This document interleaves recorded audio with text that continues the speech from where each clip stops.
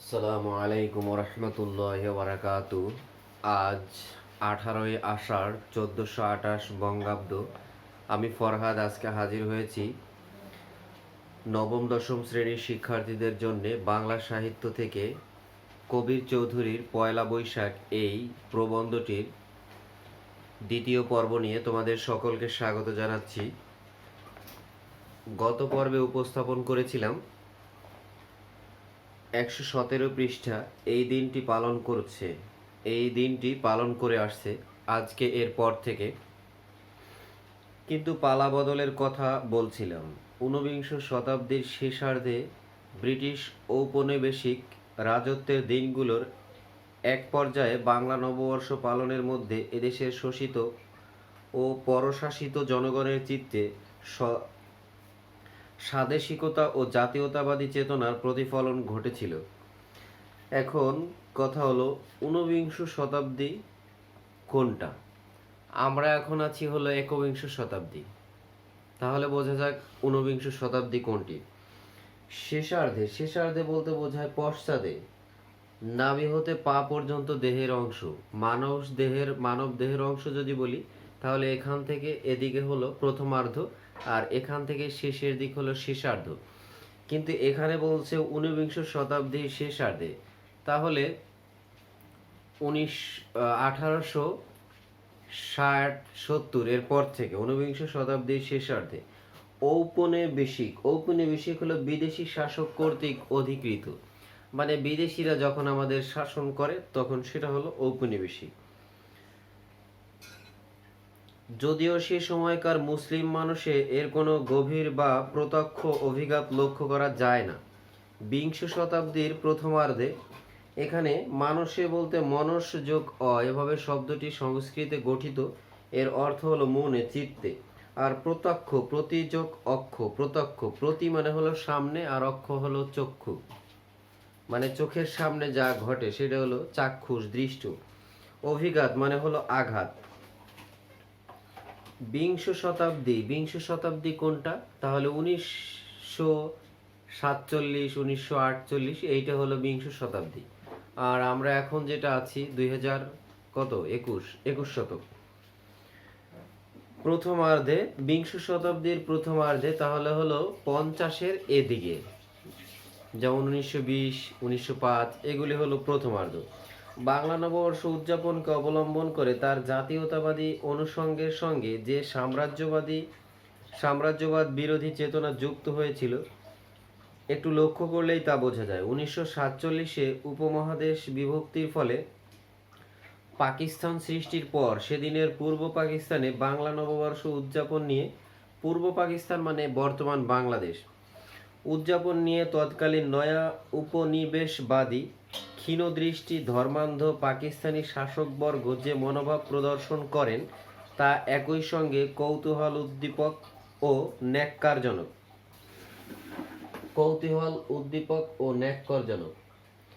তো কৌতূহল উদ্দীপক ও ন্যাক্কারজনক। ক্ষীণদৃষ্টি বলতে বোঝায় ঝাপসা দৃষ্টি, যার দৃষ্টি সামনের দিকে এগোনে।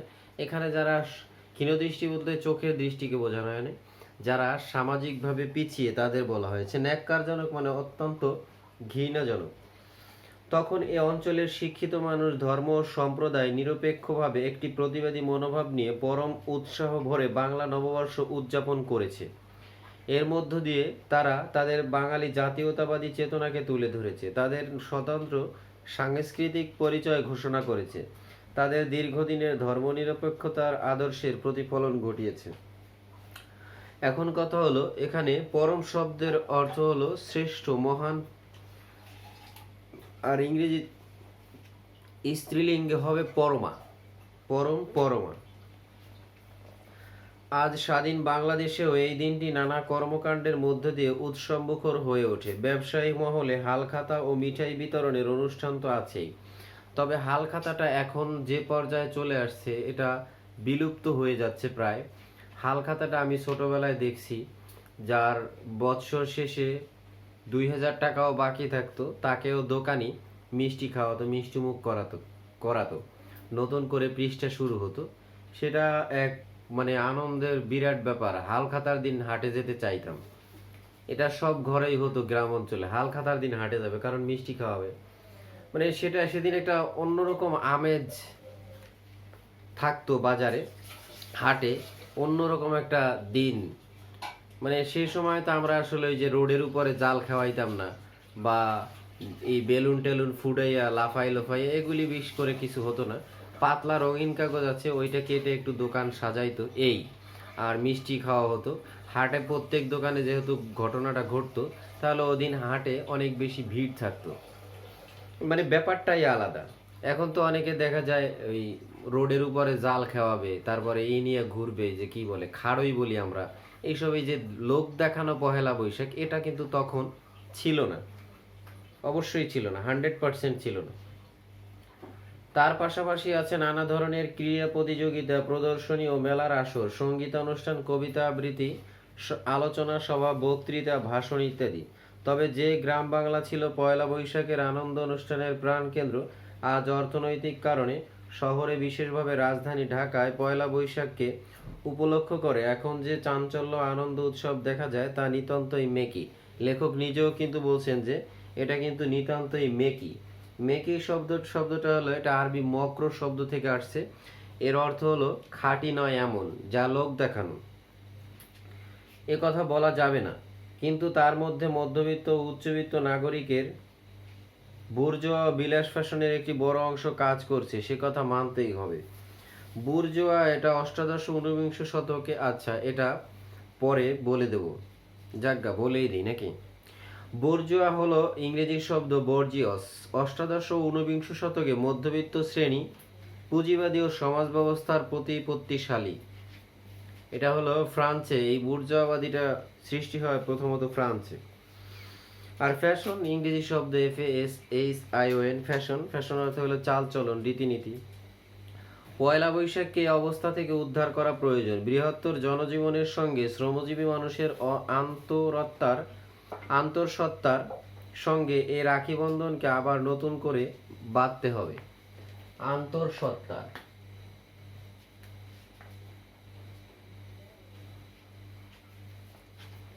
রাখি বন্ধনকে নতুন করে বাঁধতে হবে। রাখি বন্ধন হলো শ্রাবণ মাসের পূর্ণিমা তিথিতে ভাইয়ের হাতে ভগিনীর মানে বোনের যে সুতো বেঁধে দেয়, ওটা হলো রাখি বন্ধন। সেই লক্ষ্যে আমাদের আজ বাংলা নববর্ষের মধ্যে সচেতনভাবে নতুন মাতৃকতা যোগ করতে হবে। বাংলা নববর্ষের উৎসব যে বিশেষভাবে ঐতিহ্যমণ্ডিত, শ্রেণীগত অবস্থান নির্বিশেষে সাধারণ মানুষের উৎসব, এর একান্ত ধর্মনিরপেক্ষ চরিত্র যে অত্যন্ত তাৎপর্যময়, আজ সে কথাটা আবার জোরের সঙ্গে বলা চাই। নিজেকে একবার একজন হিন্দু, বৌদ্ধ কিংবা খ্রিস্টান ধর্মাবলম্বী বাংলাদেশের মানুষ হিসেবে ভেবে দেখুন, তাহলেই এর শোভিনিস্টিক দিকটি বুঝতে পারবেন। শোভিনিস্টিক বলতে আসলে কি বোঝায়? আত্মগৌরব মতবাদী। শোভিনিস্টিক দিকটি বুঝতে পারবেন, আত্মগৌরবের যে দিক, এটা হলো শোভিনিস্টিক। অথচ এই অঞ্চলের ঐতিহ্য তো তা নয়। ইংরেজ আর সাম্রাজ্যবাদী বেনিয়া বলতে এটা আরবি শব্দ বেনিয়ান, বয়নিয়ন। আর এটা হলো ইউরোপ থেকে যারা বসবাস করছিল ব্যবসা করার জন্য আমাদের দেশে, তারা। শক্তির সামনে স্বাধীন বাংলার সূর্য ডুবে যাওয়ার পূর্ব মুহূর্তে সিরাজউদ্দৌলা শেষবারের মতো লড়াই করার জন্য ডাক দিয়েছিলেন হিন্দু মুসলমান উভয়কে। আমাদের ঐতিহ্য তো মীর মদন ও মোহনলালের, তিতুমির ও মঙ্গল পাণ্ডের, গোবিন্দদেব ও মুনির চৌধুরীর। তবে কেন এখন এরকম ঘটছে? পাকিস্তানি আমলের ধর্মের নামে নৃশংসতার ইতিহাস ভুলে যাওয়া কি এতই সহজ? বাঙালির শ্রেষ্ঠ উৎসব বাংলা নববর্ষ উদযাপন আমাদের ধর্মনিরপেক্ষ চেতনাকে অপরাজয় শক্তি ও মহিমায় পূর্ণ করুক, এই হোক আমাদের শুভকামনা। জয় পহেলা বৈশাখ। আসলে বাংলা সনটা আরবি সনের সাথে মিল রেখে সম্রাট আকবর এটা প্রচলন শুরু করেন। আর প্রচলন শুরু করলে এটা খুব একটা যে ক্ষতি হয়ে গেছে তা কিন্তু নয়, বরং উপকার হয়েছে। গ্রাম অঞ্চলে দেখা যায় বাংলাদেশের বাঙালি যারা শহরে যারা বাস করে, তাদের বাংলা সন খুব না হলে চলে, কিন্তু গ্রামে বাংলা সন ছাড়া হবে না। তারা মনে রাখে এখন কোন মাস চলে, এখন আষাঢ় মাস চলে, কতদিন সে ক্যালেন্ডার না দেখলেও আন্দাজ করেও বলে দেয় যে হয়তো দু একদিন ডিফারেন্ট হতে পারে, কিন্তু তার ওই আইডিয়াটা আছে, চাঁদের সাথে মিলে আবার তারা বলে দেয় এতদিন হয়ে গেছে। ঠিক আছে, তাহলে বাংলা সনের বাংলা তারিখটা গ্রাম অঞ্চলে এই চাষবাসের জন্য খুবই প্রয়োজন। ঠিক আছে, শেষার্ধে, শেষার্ধে বলতে বোঝায় পশ্চাদে, পশ্চাদে, শেষার্ধে বলতে শেষ অর্ধেক। আর ঔপনিবেশিক, বিদেশি শাসক কর্তৃক শাসন করা, বিদেশি শাসকদের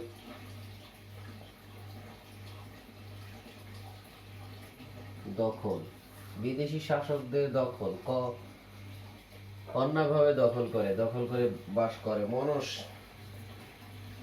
মনস যোগ অ, মনস যোগ অ, এগুলো মানসে শব্দটির গঠন, মনে, চিত্তে। আর প্রত্যক্ষ, প্রত্যক্ষ হলো প্রতিযোগ অক্ষ, প্রতি অক্ষ। এই প্রতি অর্থ হলো সামনে, অক্ষ অর্থ হলো চক্ষু। তাহলে চোখের সামনে যেটা ঘটে সেটা দৃষ্ট, মানে দেখে যেটা, দৃষ্ট। অভিঘাত, অভিঘাত শব্দটির অর্থ হলো আঘাত, আঘাত। হত্যা, বধ। ক্ষীণদৃষ্টি, ঝাপসা দৃষ্টি, চোখে কম দেখা। এখানে সামাজিকভাবে যারা কম বোঝে তাদের কথা বলা হয়েছে, চোখে কম দেখা।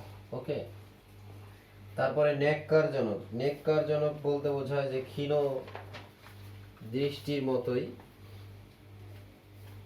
অত্যন্ত ঘৃণাজনক, অত্যন্ত ঘৃণাজনক। তবে এখানে আর একটা বিষয় অর্থ ধরে, যেমন বমন উদ্রেক করে এমন, বমন মানে বমি, ভমিটিং, বমন উদ্রেক করে এমন, এমন একটা ঘৃণার কাজ, এমন একটা ঘৃণার বস্তু যেটা দেখলে আমাদের ভেতর থেকে বমি চলে আসে, সেটা হলো ন্যাক্কারজনক। ওকে, পরম, স্ত্রীলিঙ্গ হবে পরমা। পরম বলতে বোঝায়, পরম বলতে পিতাকে বোঝায়, অর্থাৎ সম্মানীয় ব্যক্তি, মহান। আর ইংরেজিতে বলবে পরমা, ইংরেজিতে না সরি, স্ত্রীলিঙ্গে বলে পরমা, পরম, পরমা। মেকি, মেকি শব্দটা আরবি মক্র থেকে আসছে, আরবি শব্দ মক্র, মেকি মক্র। খাঁটি নয় এমন, লোক দেখানো, খাঁটি নয় এমন। আর খাঁটি নয় এমন মানে কি, ভেজাল। আর বুর্জোয়া, বোরজিয়স শব্দটা হবে বিও ইউ আর, বোর G E I O S, bourgeois. এই বোরজিয়স শব্দটা হলো ইংরেজি। আর এর অর্থ হলো অষ্টাদশ ও ঊনবিংশ শতকে মধ্যবিত্ত শ্রেণী পুঁজিবাদী সমাজ ব্যবস্থায় প্রতিপত্তিশালী। পুঁজিবাদী সমাজ ব্যবস্থা, সোজা কথা, পুঁজিবাদী ব্যবস্থা। যারা পুঁজিবাদী সমাজ ব্যবস্থায়, আমাদের কিন্তু এখনো সমাজ ব্যবস্থায় যারা প্রতিপত্তিশালী থাকে তারা, আমাদের সমাজ ব্যবস্থা এখনো পুঁজিবাদী আছে। আর ফ্যাশন, ফ্যাশন আমরা সবাই বুঝি, SHION, ফ্যাশন মানে হলো কি, চাল চলন, চাল চলন। আন্তঃসত্ত্বার, আন্তঃসত্ত্বার হলো ভেতরকার অস্তিত্ব, ভেতরকার ব্যক্তি সত্তার, সোজা কথা হলো ব্যক্তি সত্তা, অন্তঃসত্ত্বা। আর রাখি বন্ধন, রাখি বন্ধন হলো ভাইয়ের কল্যাণ কামনায় শ্রাবণ মাসের পূর্ণিমা তিথিতে ভাইয়ের হাতে ভগিনীর বেঁধে দেওয়া মঙ্গলসূত্র প্রীতিবন্ধনের স্মারক।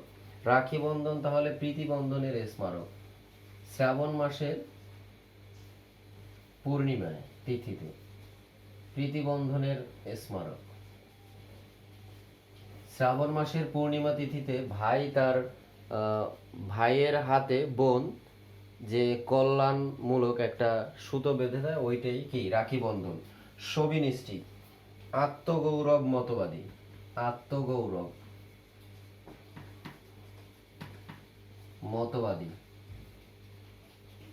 সাম্রাজ্যবাদী, সাম্রাজ্যবাদী হলো ইম্পেরিয়ালিস্ট, ইম্পেরিয়ালিস্ট, এ হলো সাম্রাজ্যবাদী, এটা ইংরেজি শব্দ। পররাজ্যের উপর অধিকার বিস্তারে কৌশল, সাম্রাজ্যবাদ, ইম্পেরিয়ালিজম। আচ্ছা, এটাই হবে ইম্পেরিয়ালিজম, সাম্রাজ্যবাদী।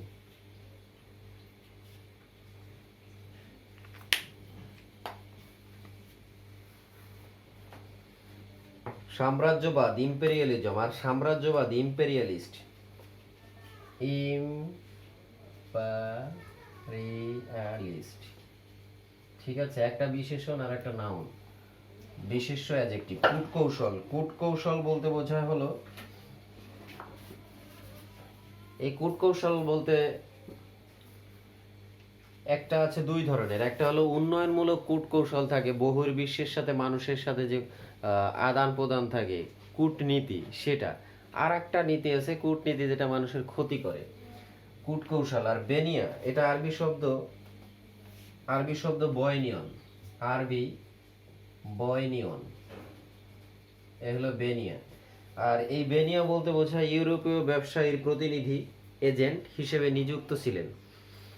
বেনিয়াও ইউরোপ থেকে যারা আমাদের দেশে আসতো ব্যবসা করতে, আর তাদের যে এজেন্ট ছিল, প্রতিনিধি ছিল, হিসেবে নিযুক্ত ছিল, তাদের বলা হতো বেনিয়া। আর মীর মদন হলো এই ব্যক্তি সিরাজউদ্দৌলার গোলন্দাজ। গোলন্দাজ হতো গোলা হাতে নিয়ে যারা যুদ্ধে নিক্ষেপ করে, এই দায়িত্বে যারা থাকে তাদের বলে গোলন্দাজ। তো এই মীর মদন হলো গোলন্দাজ, সিরাজউদ্দৌলার গোলন্দাজ সেনাপতি ছিলেন। 23 জুন 1757 তিনি মৃত্যুবরণ করেন পলাশির যুদ্ধে। আর মোহনলাল হলো, তার নাম দেওয়ান মোহনলাল, নবাব সিরাজউদ্দৌলার সেনাপতি ছিলেন। তাহলে এই মীর মদন ছিলেন হলো কি নবাব সিরাজউদ্দৌলার ওই পলাশির যুদ্ধে কি গোলন্দাজ সেনাপতি, গোলা নিক্ষেপ করার দায়িত্বে যে ছিল তার সেনাপতি ছিলেন। আর মোহনলাল, নাম দেওয়ান মোহনলাল, নবাবের সিরাজের সেনাপতি ছিলেন। আর তিতুমির আমরা জানি 1782 সালে জন্মগ্রহণ করেন, মৃত্যুবরণ করেন 1831 সালে। তার আসল নাম হলো সৈয়দ মীর নিসার আলী। বিবিসির জরিপে তিনি সর্বকালের শ্রেষ্ঠ বাঙালির তালিকায় 11 নম্বর। মঙ্গল পাণ্ডে, ইনি জন্মগ্রহণ করেন 1827 খ্রিস্টাব্দে, মৃত্যুবরণ করেন 1857 খ্রিস্টাব্দে। তিনি একজন ভারতীয় সৈনিক, সিপাহী ছিলেন। এরপরে আছে গোবিন্দদেব। গোবিন্দদেব হলো জন্ম 1907 সালে, মৃত্যু 1971 সালে। ঢাকা বিশ্ববিদ্যালয়ের একজন দর্শনের অধ্যাপক ছিলেন। তিনি বুদ্ধিজীবী হিসেবে খ্যাত। 1971 সালে তাকে হত্যা করা হয়। মুনীর চৌধুরী আমরা জানি বাংলাদেশের অন্যতম একজন সাহিত্যিক, নাট্যকার। 1925 সালে তার জন্ম, আর 1971 সালে তার মৃত্যু। আবু নাই মোহাম্মদ মুনীর চৌধুরী তার আসল নাম, আবু নাই মোহাম্মদ মুনীর চৌধুরী।